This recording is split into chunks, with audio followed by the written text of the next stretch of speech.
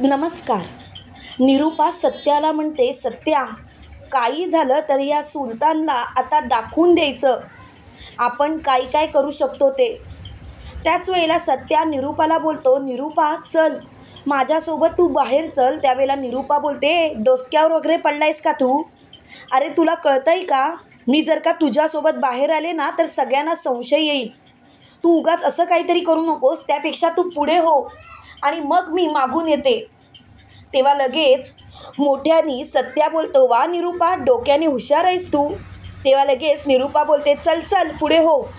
आणि त्याच वेळेला लगेच सत्या आजीला म्हणतो, आजी मी जरा बाहेर जाऊन आलो, मला एक भाडं आलं आहे. तेव्हा लगेच आजी बोलते, सत्या अरे घरात पाहुणे आलेत आणि तू बाहेर जातोस. तेव्हा लगेच सत्या बोलतो, देविकाच्या अंकलचं काय येऊन घेऊन बसलीस? अगं सोडून दे, त्यांच्यासोबत कोणी पाहिजे असं नाही, शेवटी काम ते कामच ना, आणि मला कामासाठी तर बाहेर जावंच लागणार. तेव्हा लगेच आजी बोलते, ठीक आहे जा आणि लवकर ये. तेवढ्यात सत्या बाहेर पडलेला असतो आणि त्याच वेळेला निरूपासुद्धा बाहेर पडलेली असते. निरूपा लगेच बोलते, सासूबाई मी जरा बाहेर जाऊन आले. तेव्हा लगेच देविका म्हणते, आई तुम्ही कुठे चाललात? तेव्हा लगेच निरूपा म्हणते, सासू आहे मी तुझी, तुला सांगून जायची वेळ अजून तरी माझ्यावरती आली नाही आणि माझं खूप महत्त्वाचं काम आहे म्हणून मी बाहेर जाते. तेव्हा लगेच आजी बोलते, पण मी तुझी सासू आहे ना, मला तरी सांग नक्की काय खरं आणि काय खोटं ते. तेव्हा निरूपा बोलते, काही नाही हो सासूबाई, देविकाचे अंकल आलेत ना, मग त्यांचा पाहुणचार नीट व्हायला नको म्हणून म्हटलं जरा बाहेर जाऊन यावं. तेव्हा लगेच आजी बोलते, ठीक आहे जा. आणि निरूपा लगेच बाहेर पडलेली असते तर सत्या इकडे तिची वाट बघत असतो. इकडे आपल्याला असं पाहायला मिळतं, सत्या निरूपा आल्यानंतर निरूपाला बोलतो, बस पटकन चल गाडीत. तेव्हा निरूपा बोलते, चल चल. आणि लगेच बाजारातले सगळे मटणचे दुकान सत्या शोधून काढत असतो आणि सगळ्यांना त्याचा फोटो दाखवत असतो, म्हणजे सुलतानचा. तेव्हा लगेच ते मटण शॉपवाले म्हणत असतात, नाही याला तर आम्ही ओळखत नाही. तेवढ्यात मात्र सत्या बाजारात येतो आणि बाजारात आल्यानंतर मार्केटमध्ये असणाऱ्या सगळ्या दुकानदारांना विचारत असतो. तेवढ्यात तिथे एक माणूस भेटतो आणि तो बोलतो, हा तर सुलतान मटणवाला. हे ऐकताच सत्या बोलतो, काय बोलला सुलतान? जरा नीट बघ, हा दुबई रिटर्न माणूस आहे. तेव्हा तो लगेच बोलतो, अहो काय बोलताय तुम्ही? अहो तुम्हाला काय सांगू, हा तर मटणवालाच आहे. अहो आम्हाला माहिती आहे ना. अहो पण याला नाटकात काम करायचं होतं. खरं सांगायचं तर तसं तो कामसुद्धा मस्त करतो, पण काय करणार, शेवटी प्रत्येकाचं नशीब. पण त्याला कधी नाटकात काम करण्याचं भागच मिळाला नाही आणि खरं सांगायचं तर त्याला तशी संधीसुद्धा मिळाली नाही. तेव्हा मात्र निरूपा बोलते, अच्छा म्हणजे ह्याला नाटकात काम करायचं होतं तर. तेव्हा लगेच सत्या बोलतो, तुम्ही जरा आमच्यासोबत आमच्या घरी याल का? म्हणजे आम्हाला हा माणूस फसवतोय, मग तुम्ही जर का आमची मदत केली तर बरं होईल. त्यावेळेला लगेच तो माणूस बोलतो, अहो असं काय बोलताय तुम्ही? अहो जर का तुम्हाला हा माणूस फसवत असेल तर आम्ही नक्कीच तुमच्या मदतीला धावून येणार, तुम्ही काळजीच करू नका, चला आम्ही येतो ना तुमच्या मदतीला. तर इकडे निरूपा सत्याला बोलते, वा सत्या वा, शेवटी तू करून दाखवलंसच. सत्या मला पूर्णपणे खात्री होती हा देविकाचा अंकल नाहीच. तेव्हा लगेच सत्या बोलतो, बघितलंस निरूपा, बरं झालं तूच माझ्यासोबत आलीस ते. निरूपा तुझ्याचमुळे या गोष्टीपर्यंत मी पोचलोय. तेव्हा मात्र निरूपा खूपच खुश होते आणि निरूपा बोलते, मला या गोष्टीचा आनंदच आहे. खरं सांगायचं तर खूप भारी वाटतंय आता.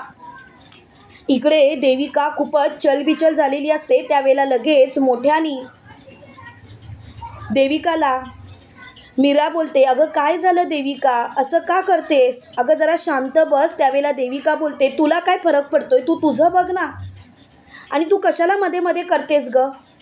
तेव्हा लगेच मीरा बोलते, मी मध्ये मध्ये करते? अगं मी काय केलंय? मी तर तुझ्याशी बोलण्याचा प्रयत्न करते, पण तू मात्र माझं काहीच ऐकत नाहीस. अगं असं नको करूस, जरा तरी विचार कर. तेव्हा मात्र देविकाला खूपच राग आलेला असतो. देविका मोठ्याने बोलते, पुरे मीरा गप्प बसशील का जरा? आधीच माझ्या डोक्यात नको ते विचार सुरू आहेत आणि तू आणखीन उगाच नको ते बोलू नकोस.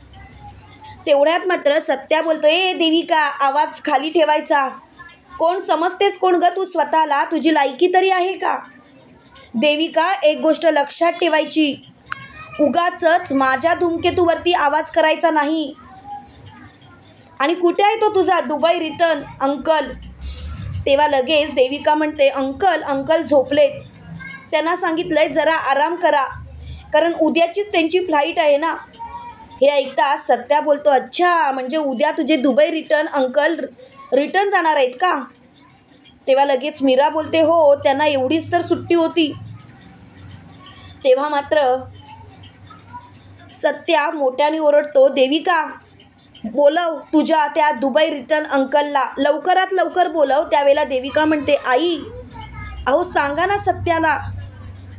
आई पण तुम्ही सत्यासोबत कसे काय? तुम्ही दोघं एकत्र गेला होतात का? तेव्हा लगेच निरूपा बोलते, हो आम्ही दोघं एकत्र गेलो होतो. तुला काही प्रॉब्लेम का? तेव्हा लगेच देविका घाबरते आणि देविका बोलते, काय चाललंय आई, तुम्ही असं का बोलताय माझ्याशी? तेव्हा देविकाला खूपच भीती वाटत असते. त्यावेळेला लगेच निरूपा बोलते, देविका तुझ्या त्या अंकलला बोलव. तेव्हा लगेच देविका बोलते, आई पण ते आत्ताच झोपलेत. त्यावेळेला आजी बोलते, अरे काय झालंय काय? त्यावेळेला सत्या बोलतो, हिच्या दुबई रिटर्न अंकलला तर समोर येऊ देत. तेव्हा लगेच सत्या बोलतो, तू उठवतेस की मी उठू? तेव्हा देविका बोलते, थांबा मीच उठवते. आणि देविका लगेच तिच्या बेडरूममध्ये जाते आणि त्याला म्हणते, उठ चल बाहेर खूप मोठं वादळ आलंय. तेव्हा लगेच तो सुलतान बोलतो, काय झालं देविका, असं कोणतं वादळ आलंय मला सांगशील का? हे बघ देविका, जे काही असेल ना ते स्पष्टपणे सांग. तेव्हा लगेच देविका म्हणते, बाहेर तर चल, काय वादळ आलंय ते बाहेर गेल्यानंतरच कळेल ना, असं थोडीच कळणार आहे. तेव्हा मात्र ती खूपच घाबरलेली असते. तिला काय करावं तेच सुचत नसतं. शेवटी मोठ्यानी देविका म्हणते, चल बाहेर, आणि तो बाहेर आलेला असतो. बाहेर आल्यानंतर सत्या त्याला म्हणतो, काय सुलतान शेठ झोपला होतात का तुम्ही? तेव्हा देविका बोलते, काय चाललंय तुझं, आणि तू माझ्या अंकलला असं नावाने का हाक मारतोस? एकेरी उल्लेख का करतोय सत्या? हे बघ तुझं वागणं पटत नाही आहे मला, नीट बोल ना त्यांच्याशी. तेव्हा लगेच सत्या बोलतो, पुरे झाला देविका, तुझी नाटकं बंद कर, कारण तुझ्या या नाटकांना कोणीही भुलणार नाही आता. आम्हाला सगळं काही कळून चुकलं आहे. त्यावेळेला लगेच देविका म्हणते, हे बघ उगाच काहीही बोलू नकोस, आणि जरा बोलताना जरा विचार करत जा, आपण काय बोलतो या गोष्टीचा. तुला कळतंय का तू किती चुकीचं बोलतोयस ते? तेव्हा लगेच मोठ्यानी देविका बोलते, अच्छा आता आम्ही चुकीचं बोलतोय हे तुला दाखवायचं आहे ना, तुझ्याकडे पुरावा काय आहे? तेव्हा सत्या बोलतो, पुरावा थांब ना दाखवतो. आणि त्याने लगेच देविकाच्या त्या सुलतान अंकलच्या मित्रांना समोर आणलेलं असतं. त्या मित्रांना बघून सुलतानची तर बोबडीच वळते. लगेच ते मित्र मोठ्याने बोलतात, अरे सुलतान तू इथे आहेस, आम्हाला सांगितलंसुद्धा नाहीस, आणि दुकान किती दिवस बंद ठेवणार आहेस? तेव्हा लगेच सुलतान बोलतो, अरे तुम्ही इथे काय करताय? तेव्हा मात्र सत्या देविकाच्या जवळ जातो आणि देविकाच्या सटासट कानाखाली आणत बोलतो, लाज नाही वाटली तुला? फसवणूक करत होतीस तू आमची? का असं वागलीस तू देविका? तुला असं वागायची गरजच काय होती? तेव्हा लगेच देविका बोलते, सत्या गप्प बसा, उगाच नाटकं करू नकोस. आणि हे काय चाललंय तुझं? तू हे सर्व मुद्दाम करतोस, मला काही कळत नाही का? तेव्हा लगेच सत्या बोलतो, मी काही मुद्दाम करत नाही आहे, मी जे काही वागतोय ना ते अगदी योग्यच वागतोय. तुम्हाला पटत नाही आहे ते त्याला मी काय करू? तेवढ्यात मात्र सत्या खूपच चिडलेला असतो. तेव्हा मात्र देविका खूपच घाबरते. तुम्हाला काय वाटतं मित्रांनो, खरोखर आता देविकाचं सत्य तर सर्वांसमोर आलं आहे. आता निरूपा देविकाच्या बाबतीत काय करेल? कमेंट करून नक्की कळवा. आणि असेच मालिकेंचे नवनवीन अपडेट पाहण्यासाठी व्हिडिओला लाईक आणि चॅनलला सबस्क्राईब करायला विसरू नका. थँक्यू.